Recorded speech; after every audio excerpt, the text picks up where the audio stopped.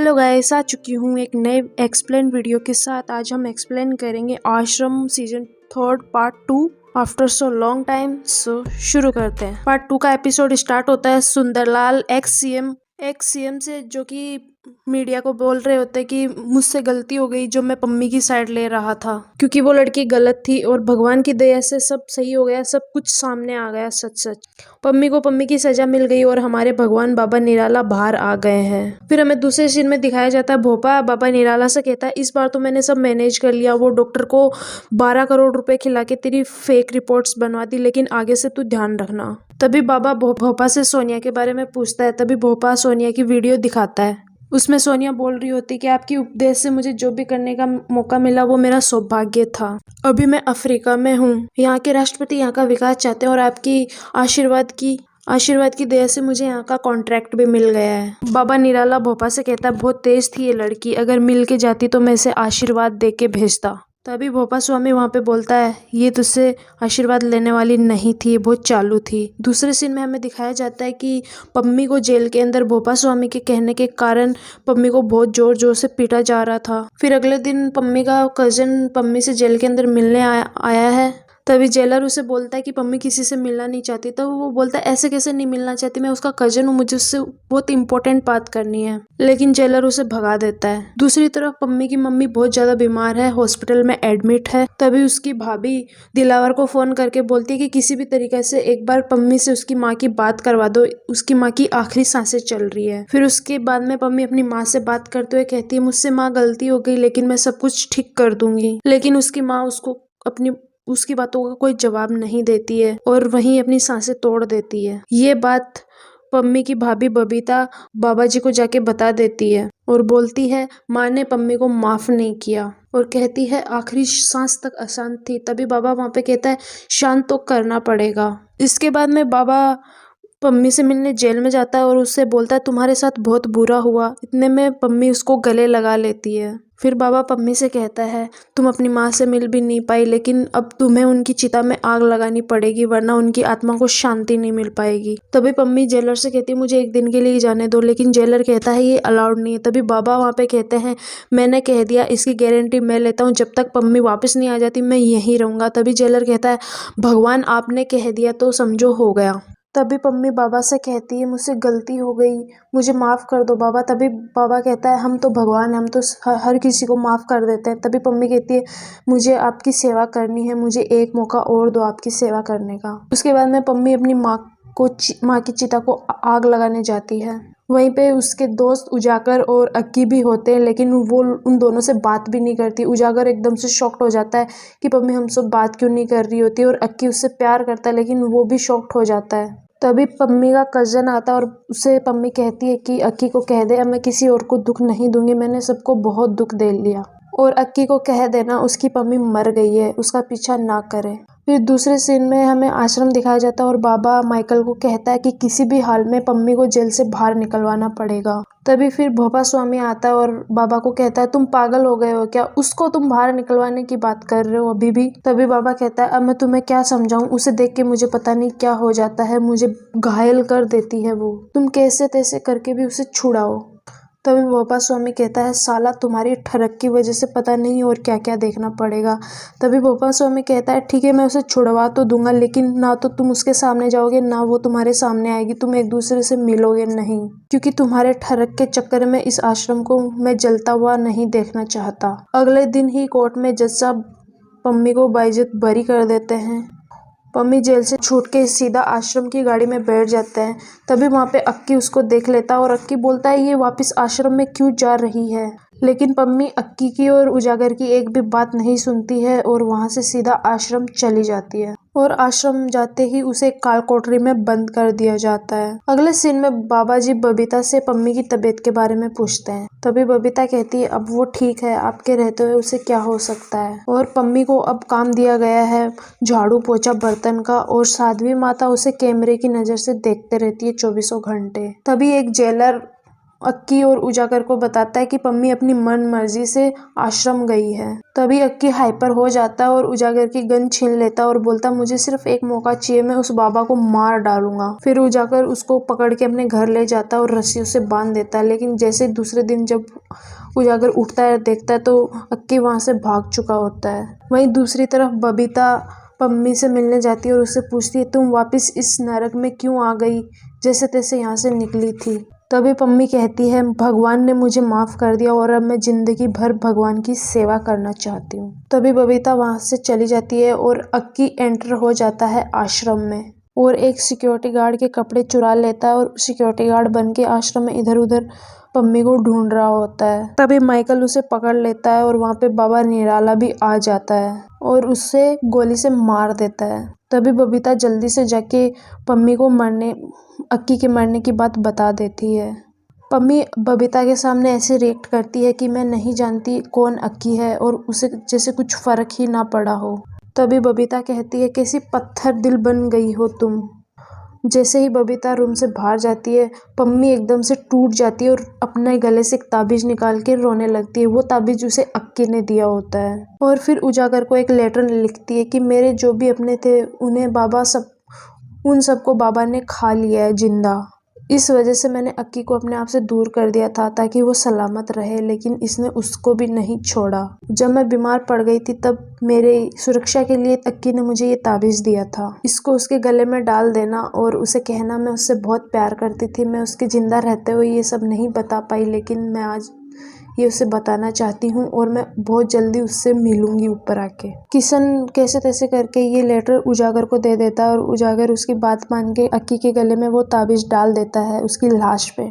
तभी हमें दूसरा सीन दिखाया जाता है। बाबा साध्वी से पूछता है कि पम्मी कैसी है। तभी साध्वी कहती है पता नहीं आपने क्या किया है, दिन रात बस आपकी भक्ति में डूबी रहती है, आपसे पता नहीं इतना प्यार क्यों करने लगी है और आपसे मिलने के लिए पूरी बेताब है, लेकिन भोपा स्वामी ने उस पर इतने पहरे लगा रखे हैं। तभी बाबा कहता है अब तो वो मेरे आश्रम में आ गई है, अब मैं उसका इंतजार कर लूंगा। अगले दिन पम्मी जेलर से कहती है आज स्पेशल आरती है, मुझे जाना है, लेकिन सिक्योरिटी गार्ड उसे मना कर देता है। वहीं साध्वी उसे कैमरा से देख रही होती है। फिर साध्वी फोन करती है सिक्योरिटी गार्ड को और बोलती है परमिशन दे दो इसे। आरती के समय भोपा स्वामी पम्मी को देख लेता और एकदम से गुस्सा हो जाता है और कहता है मैंने तुझे बाबा जी के आसपास रहने से मना किया था और उसके बाल पकड़ के उसे मारने लगता है। तभी पम्मी कहती है मेरा दिल बेचैन हो रहा था इसलिए बाबा जी के दर्शन करने आ गई। तभी भोपा स्वामी उसे घसीटते हुए काल कोठरी में ले जाके बंद कर देते हैं, लेकिन उसी दौरान गलती से पम्मी के ऊपर गिर जाते हैं।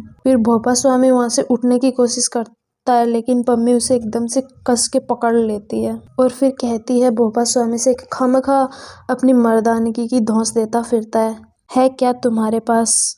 सुना है तुम्हारा भी बाबा ने शुद्धिकरण करवा दिया है। तभी वहाँ पे बबीता आ जाती है और भोपा स्वामी वहाँ से चला जाता है गुस्से में। तभी बबीता पम्मी को कहती है आग से क्यों खेल रही हो, जल जाओगी। तभी पम्मी कहती है तुम चिंता मत करो भाभी, मैं अकेले तो नहीं जलूंगी। दूसरी साइड हम देखते हैं भोपा स्वामी अब पम्मी के बारे में सोचने लगता है, एकदम से बेताब हो जाता है। फिर जिधर जिधर पम्मी काम करती थी वहाँ ये चला जाता है पम्मी को देखने के लिए। कभी पीछे से देखता तो कभी आगे से देखता। फिर एक दिन साध्वी पम्मी से पूछती है कि तुम्हारी लंगर पे ड्यूटी किसने लगाई, भोपा स्वामी की मार भूल गई हो क्या? तभी पम्मी कहती है मेरी ड्यूटी भोपा स्वामी ने ही लगाई है, खुद भोपा स्वामी से पूछ लो। वहीं पे भोपा स्वामी आ जाते हैं और उसे तिरछी नज़र से देख रहे होते हैं। तभी साध्वी उनसे पूछती है लेकिन कुछ जवाब नहीं देता है भोपा स्वामी और वहाँ से चला जाता है। फिर धीरे धीरे हम देखते हैं भोपा स्वामी पम्मी के प्यार में एकदम फुल लट्टू, प्यार नहीं हवस कह लो, हवस में फुल पागल हो जाता है। फिर एक दिन पम्मी भोपा स्वामी को मुस्कुरा के देखती है और भोपा स्वामी पम्मी के पीछे पीछे जाते हैं और वो एक दूसरे के साथ फिर दुब दुब दुब दुब दुब दुब दुब करने लगते हैं। फिर भोपा स्वामी और वो दोनों खुश खुश रहने लगते हैं। तभी बाबा देखता है पम्मी को और भोपा स्वामी से कहते हैं अरे वाह आज़ादी दे दी तुमने पम्मी को। तभी भोपा स्वामी बाबा से कहते हैं हाँ अब इसके बिहेवियर में थोड़ा सुधार आ गया, अच्छे से रहती है इसलिए मैंने आज़ादी दे दी। फिर बाबा उसे इनविटेशन देते हैं सत्संग में चलने के लिए, लेकिन पम्मी उसे मना कर देती है और कहती है ये मेरा सौभाग्य होगा आपके साथ सत्संग में जाने का, लेकिन मैं आज भोपा स्वामी का प्रतिबंध नहीं तोड़ सकती। वहीं पे पीछे से भोपा स्वामी एक प्यारी सी स्माइल देके खुश हो जाता है। तभी बाबा कहता है ठीक है तुम्हारी मर्जी, लेकिन जब भी तुम्हारा मन करे मुझसे आशीर्वाद लेने चले आना। फिर जैसे ही बाबा सत्संग में चला जाता है, भोपा स्वामी और पम्मी काल कोठरी में जाके फिर से दुब दुब दुब दुब दुब दुब दुब दुब दुब दुब करने लगते हैं। और फिर भोपा पम्मी से पूछता है तुम बाबा के साथ क्यों नहीं गई। तभी पम्मी कहती है मुझे जो कुछ चाहिए था सब कुछ मिल गया, और कहती है मुझसे मिलने में तुम इतना टाइम मत लगाया करो। तभी भोपा स्वामी पम्मी को एक फ़ोन देते हैं और बोलते हैं कि जब भी तुम्हारा मन करे मुझे फ़ोन कर लिया करो, मैं एक कॉल के साथ दौड़ा चलाऊंगा। फिर 1-2 दिन के बाद में आश्रम में एक सनवर नाम की लड़की की तबीयत खराब हो जाती है, उसे हॉस्पिटल ले जाया जाता है। तभी डॉक्टर अपने असिस्टेंट को कहता है इसके इलाज के लिए हमारे पास मशीनें नहीं है, इसको दूसरे हॉस्पिटल में एडमिट करवाना पड़ेगा। पास के हॉस्पिटल्स में फ़ोन करके तुम पूछो मशीनें हैं क्या। डॉक्टर के पास ईश्वरनाथ का फ़ोन आता है। तभी ईश्वरनाथ डॉक्टर को कहता है कि जब तुम्हारे हाथों एक ऑपरेशन के दौरान एक आदमी की मौत हो गई थी, तब मैंने ही तुम्हें गांव वालों के हाथों से बचाया था और इस हॉस्पिटल में तुम्हें काम दिलाया था, वरना वो लोग तुम्हें मार देते। अब तुम्हें मेरा एक काम करना होगा। तभी डॉक्टर कहता है हाँ सर, मैं आपको कैसे भूल सकता हूँ, आप चिंता मत करो, आपका काम हो जाएगा। ईश्वरनाथ कौन है ये हमें आगे पता चलेगा। तभी डॉक्टर का असिस्टेंट आके बताता है कि यहाँ से 5 किलोमीटर की हॉस्पिटल में मशीनें मिल गई है। तभी डॉक्टर कहता है कि नहीं रहने दो, दीनदयाल हॉस्पिटल में इंतजाम हो गया है। कुछ देर बाद में उजागर के पास में उसी असिस्टेंट किशन का फ़ोन आता है और किशन उजागर को बताता है कि सनोवर को दीनदयाल हॉस्पिटल में ले जाया जा रहा है। मैंने तो इन्हें सूर्या हॉस्पिटल सजेस्ट किया था, लेकिन इनके पास अननोन नंबर से फ़ोन आया और अचानक से इन्होंने बोला कि दीनदयाल हॉस्पिटल में एडमिट करवाएंगे। इसके बाद में उजागर बिना कोई देरी करे हॉस्पिटल में पहुंच जाता है और जहाँ उसको ईश्वरनाथ मिल जाता है। तभी हमें दूसरा सीन दिखाया जाता है सीएम के ऑफिस का। सीएम का 1 साल कंप्लीट हो चुका है और वहाँ पे उनकी पार्टी चल रही होती है। तभी वहाँ पे दिलावर सीएम को कहता है बाबा आपसे नाराज है तो क्या हुआ, आप उनको इनविटेशन तो भेजे, कैसे तैसे करके भी उनको मनाने की कोशिश करें। तभी सीएम दिलावर से कहते हैं तुम अच्छी तरीके से जानते हो मेरे लाख मनाने पे भी बाबा नहीं आएंगे। तभी दिलावर कहता है हाथ जोड़ो या पैर पड़ो, लेकिन कैसे भी करके बाबा को फंक्शन में तो लाना पड़ेगा। उसके बाद में सीएम बाबा से मिलने जाते हैं और हाथ जोड़ के बोलते हैं आपको जो भी सज़ा देनी है मुझे दे दीजिए, लेकिन बाबा जी ऐसे नाराज मत होइएगा। तभी बाबा कहते हैं हम कौन होते हैं नाराज होने वाले। तभी बबीता बोल पड़ती है कि बाबा जी आपके बिना तो ये फंक्शन अधूरा है और बसंत पंचमी के प्रोग्राम में भोपा स्वामी चले जाएंगे, आप इनके फंक्शन में चले जाओ। फिर बाबा के कहने पे भोपा स्वामी सत्संग में जाने के लिए तैयार हो जाता है। फिर भोपा स्वामी सत्संग के लिए निकल जाता है तो रास्ते में पम्मी उसे कॉल करती है और कहती है ये अच्छी बात नहीं है, मुझसे मिलने का वादा करके सत्संग के प्रोग्राम में चले गए। तभी भोपा स्वामी वहाँ पे कहते हैं टेंशन ना ले मेरी जान, मैं भी तुझे बहुत मिस कर रहा हूँ और काम निपटा के जल्दी से तुम्हारे पास आता हूँ। बाबा भी सीएम के प्रोग्राम में पहुँच जाते हैं और भोपा स्वामी जल्दी से सत्संग का काम निपटा के और पम्मी के पास पहुँच जाते हैं। वो लोग एक दूसरे के साथ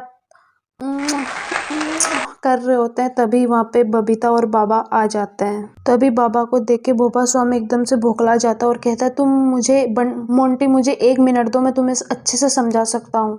लेकिन बाबा डॉक्टर को बुला के भोपा स्वामी को एक इंजेक्शन लगवा के बेहोश कर देते हैं और बाबा अब भोपा स्वामी का भी शुद्धिकरण करवा देता है, क्योंकि बाबा एकदम से जेलस हो गया। उसकी बंदी के साथ भोपा स्वामी दुब दुब दुब दुब दुब दुब करता था। तभी दूसरे सीन में हमें दिखाया जाता है बाबा बबीता से कहता है तुम मेरी सच्ची भक्त हो। तभी बबीता कहती है आपके आशीर्वाद मेरे सर पे हमेशा ऐसे ही बना रहे, आपका जो भी आदेश होगा, आपके लिए जो भी अच्छा होगा वो मैं करूंगी। बाबा फिर पम्मी के बारे में पूछता है। तब बबीता बोलती है जब से यहाँ पे आई थी भोपा स्वामी के आतंक में जी रही थी, लेकिन अब वो बहुत खुश है। उसके बाद में बाबा हॉस्पिटल में भोपा स्वामी से मिलने जाता है और कहता है तुम मेरे सबसे अच्छे और सच्चे भक्त हो, मैं तुम्हें कभी भी गलत राह पे नहीं चलने दूंगा। और कहता है तुम्हारा बोझ कम करने का समय आ गया है। और कहता है अब बबीता मेरी सेविका बनके चाबियां संभालेगी और सारा कारोबार संभालेगी और तुम अब आराम करो। तभी ये सीन हॉस्पिटल में शिफ्ट होता है। ईश्वरनाथ और उजागर एक दूसरे से बात कर रहे होते हैं और उजागर को बाबा निराला की पूरी कहानी बता रहा होता है और कहानी 10 साल पहले चली जाती है। बाबा मनचुक इस आश्रम के बहुत अच्छे और सच्चे महंत थे। तभी बाबा का ड्राइवर मोंटी को लेके आता है और कहता है आपकी भक्ति इसको यहाँ पे खींच लाई है। और मोंटी ऐसा रिएक्ट करता है कि वो बस भक्ति में एकदम से चूर है और लीन है।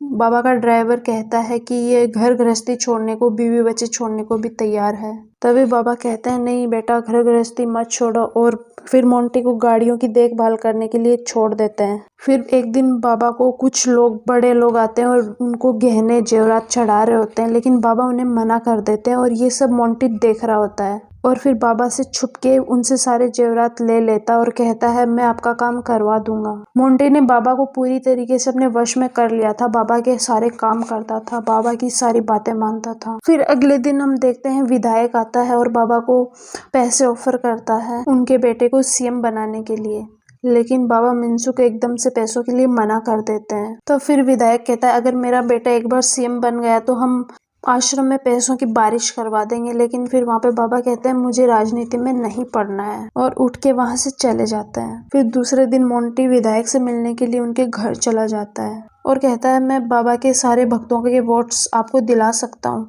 तभी विधायक कहता है बाबा जी ने तो साफ मना कर दिया, तो फिर तुम कैसे भक्तों के वोट हमें दिलवाओगे। तभी मोंटी कहता है बाबा जी का सारा काम मैं ही देखता हूँ, मैं जो बोलूँगा वही सारे भक्त करेंगे। विधायक भी इसके लिए तैयार हो जाता है और उसे पैसे दे देता है। फिर दूसरे ही दिन मोंटी काम में लग जाता है और अपने दोस्त भोपा को बुला लेता है फोन करके। फिर उसे बाबा मनसुख दास के एक खास शिष्य के होटल में नौकरी दिला देता है। और अब मोंटी का प्लान ये था कि बाबा के बाद में उसे महंत चुना जाए, तो उसने होटल को अपना अड्डा बना लिया था और वहाँ पे प्लानिंग करता था।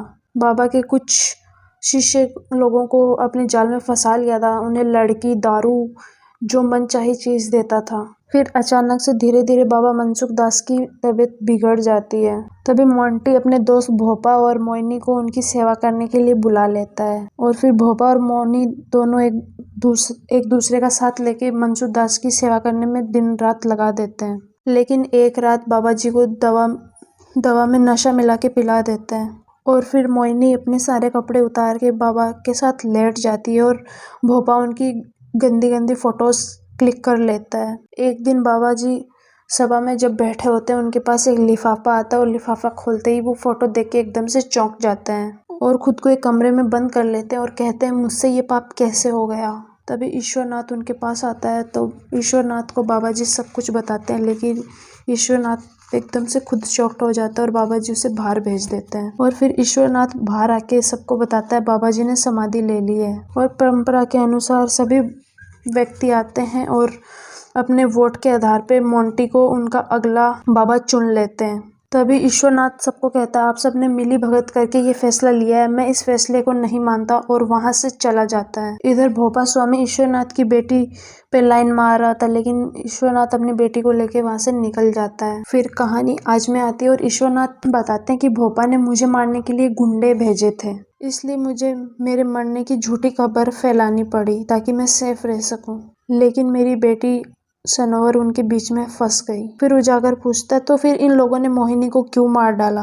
फिर वो बोलते हैं कि मोहिनी भी अपना हक मांग रही थी, इसलिए उसे भी मार डाला।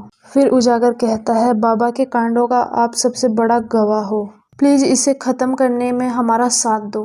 तभी ईश्वरनाथ कहता है मुझे मेरी बेटी सनोवर मिल गई है, अब मैं इस लफड़े में नहीं पड़ना चाहता, लेकिन मेरी तरह चोट खाया हुआ एक आदमी और है, मुझे लगता है वो भी बदले की आग में जल रहा है। तभी उजागर वहाँ पे हंसता है और उजागर समझ जाता है कि वो आदमी कोई और नहीं, सिर्फ भोपा स्वामी है, क्योंकि भोपा स्वामी का उसने शुद्धिकरण करवा दिया। तभी सीन आश्रम में शिफ्ट होता है और साध्वी पम्मी को एकदम नई दुल्हन की तरह तैयार करके और बाबा के पास में भेज देती है। तभी पम्मी बाबा से कहती है आपने मुझे एक नई जिंदगी दी है और अब मैं पूरी जिंदगी आपकी सेवा करना चाहती हूँ, मैं पूरी तरीके से आपकी हूँ, मुझे स्वीकार करो बाबा। और फिर बाबा और पम्मी एक दूसरे के साथ दुप दुप दुप दुप दुप दुप दुप करने लग जाते हैं और पम्मी ये वीडियो रिकॉर्ड कर लेती है अपने फोन से। एक रात आश्रम पे कुछ लोग हमला कर देते हैं और भोपा स्वामी उनसे लड़ने लग जाता है। तभी वहाँ पे बाबा आता है और कहता है ये तो एक प्रैंक था, मैं तो तुम्हारी लॉयल्टी चेक कर रहा था। तभी भोपा स्वामी बोले तुम मेरी लॉयल्टी चेक कर रहा है मोंटी। भोपा कहता है कि मेरी ईमानदारी पे शक तू कर रहा है मोंटी। तभी बाबा कहते हैं नहीं मैं गलत था, लेकिन तूने मुझे गलत साबित करके मेरा दिल खुश कर दिया।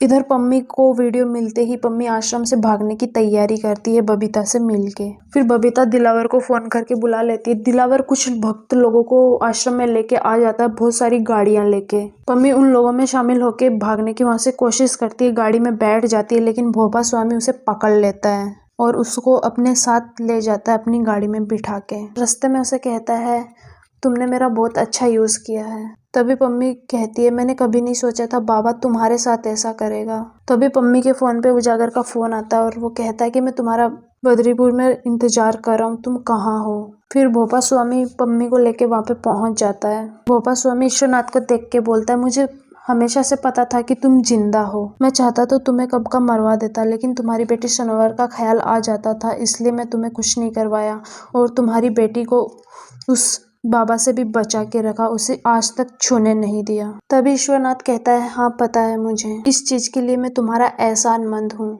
बस एक काम और कर दो, बाबा के खिलाफ हमारे पास सारे सबूत है, बस कुछ ओरिजिनल और चाहिए वो तुम लाके दे दो। तभी भोपा स्वामी कहता है, आप लोगों को ऐसा क्यों लगता है कि मैं आप लोगों की हेल्प करूंगा। तभी पम्मी वहां पे बोलती है कि बाबा के लिए सही, लेकिन तुमने भी तो क्राइम किया, कुछ अच्छा कर दो, क्योंकि बुरे कर्मों से कोई नहीं भाग सकता, लेकिन कुछ अच्छा कर्म कर लोगे तो तुम्हारे शायद बुरे कर्म कट जाएंगे। तभी सीन कोर्ट में शिफ्ट होता है और जज साहब बाबा की और पम्मी की वो दुब दुब दुब वाली वीडियो देख लेते हैं और पुलिस वालों को कहते हैं कि बाबा को अरेस्ट करके केस को रीओपन कर दो। इधर बाबा आश्रम में सबसे गुस्से में पूछता है, पम्मी बाहर गई तो कैसे गई, किसने उसकी हेल्प की और ये कोर्ट का नोटिस कैसे आ गया। तभी एक पुलिस वाला कहता है, बाबा जी आप टेंशन मत लो, हम स्टे लगवा के कार्रवाई रुकवा देंगे। फिर बाबा कहता है, ये वीडियो कैसे बना। तभी वकील बोलता है, हम कोर्ट में इस वीडियो पे चैलेंज कर देंगे और कह देंगे कि ये वीडियो फेक है। तभी भोपा स्वामी वकील से कहता है कि कोर्ट में पटिशन डाल दो कि हम बाबा का मेडिकल करवा देंगे। डॉक्टर हमारे हिसाब से वीडियो बना देगा और ये वीडियो झूठा है, ये भी साबित हो जाएगा। फिर अगले दिन कोर्ट में वकील जज साहब को बता रहा होता है कि ये डॉक्टर अमित शाह की रिपोर्ट की वजह से बाबा को पहले भी एक बार छोड़ दिया गया था और आप अगर चाहते हैं तो बाबा का एक बार फिर से मेडिकल करवा लेते हैं, दूध का दूध और पानी का पानी हो जाएगा। तभी जज साहब दोबारा से मेडिकल करवाने के लिए अप्रूवल दे देते हैं। फिर उसी रात बाबा भोपा स्वामी से कहता है, यार मुझे बहुत डर लग रहा है भोपा, मुझे बहुत डर लग रहा है। तभी भोपा स्वामी बाबा से कहते हैं, डरने की कोई बात नहीं है, डॉक्टर के ऑफिस में भर भर के पैसा भिजवा दिया गया है, तेरी फेक रिपोर्ट बन जाएगी, तुम बस हॉस्पिटल जाके मेडिकल करवा लो, कोर्ट से तो तुम्हें छुड़वा के ही मानूंगा मैं। अगले दिन जैसे ही बाबा हॉस्पिटल पहुंचते हैं मेडिकल करवाने के लिए, वहां पे उनके डॉक्टर अमित की जगह कोई दूसरा ही डॉक्टर होता है और बाबा ये देख के घबरा जाता है। तो बाबा कहता है, मुझे डॉक्टर अमित से ही अपना मेडिकल करवाना है। तभी वो दूसरे डॉक्टर उसे बताते हैं कि डॉक्टर अमित इमरजेंसी में फंस गए हैं, वो नहीं आ सकते, आपको मेडिकल मुझसे ही करवाना होगा। तभी एक पुलिस ऑफिसर पम्मी की वकील को फोन करता है और कहता है, बाबा मेडिकल करवाने से इनकार कर रहे हैं। और पम्मी की जो वकील थी उसने स्पीकर पे फ़ोन करके जज साहब को सब कुछ सुना दिया होता है। तभी डीएसपी उस पुलिस वाले को फ़ोन करता है और कहता है कि कोर्ट का ऑर्डर आ गया है, बाबा को अभी के अभी अरेस्ट कर लो। लेकिन उनका वकील अभी भी जज साहब को कह रहा होता, बाबा जी बहुत बड़ी हस्ती है, उन्हें बेल दे दीजिए, उन्हें अंदर मत करिए। तभी पम्मी की वकील जज साहब को बताती है कि पम्मी के अलावा भी बहुत सी लड़कियां हैं जिनके साथ बाबा ने दुब दुब दुब दुब दुब किया है। जज साहब को कुछ कागजात देती है और कहती है, इसके बहुत सारे ड्रग्स वाले मेंबर्स के साथ भी इसके रिलेशनशिप है। इसके बाद में जज साहब बाबा को जुडिशियल कस्टडी में भेजने को कहते हैं। दूसरी तरफ बाबा जी के भक्त लोग बाबा जी के लिए पत्थरबाजी करने लगते हैं। डीएसपी और सीएम एक दूसरे से बात कर रहे होते हैं और कहते हैं कि पब्लिक भड़क गई है, कभी भी कुछ भी बड़ा हादसा हो सकता है। तभी सीएम कहता है, कोर्ट सबसे ऊपर है, तुम रूल्स को फॉलो करो। फिर हम देखते हैं डॉक्टर अमित को हम किशन के साथ देखते हैं और डॉक्टर किशन उजागर को फोन करता है और कहता है, अब क्या करना है इस डॉक्टर अमित का। तभी उजागर कहता है, तुम डॉक्टर को छोड़ दो, इसकी सारी सच्चाई हमें पता है, अब ये कुछ भी नहीं कर सकता। उसी रात फिर भोपा स्वामी बाबा से मिलने जेल जाता है। तभी बाबा उसे कहते हैं, अब क्यों आए हो यहाँ पे। तभी भोपा स्वामी कहता है, अपने अंदर झांक के देखो, इन सब का जिम्मेदार कौन है। मैंने तो तुम्हें पहले ही कहा था, पम्मी को मत छूना, वो सब कुछ जला के राख कर देगी, लेकिन तुम तो नहीं माने। तभी बाबा भोपा स्वामी से कहता है, तुम्हें ऐसा क्यों लगता है कि तुम मुझे धोखा देके बच जाओगे, तुम अगर मेरे नहीं हुए तो तुम किसी के नहीं होगे। मैं भगवान हूँ, मैं ये सब कुछ जेल वेल तोड़ के मैं बाहर निकल जाऊंगा। अगले दिन कोर्ट के अंदर बाबा निराला को उम्र कैद और 30 लाख की सजा सुना देता है। बाबा निराला जेल चला जाता है और दूसरी तरफ भोपा स्वामी उनकी गद्दी संभाल लेता है और यहीं पे सीरीज खत्म हो जाती है। तो गैस आपको क्या लगता है, इसका सीजन 4 भी आएगा?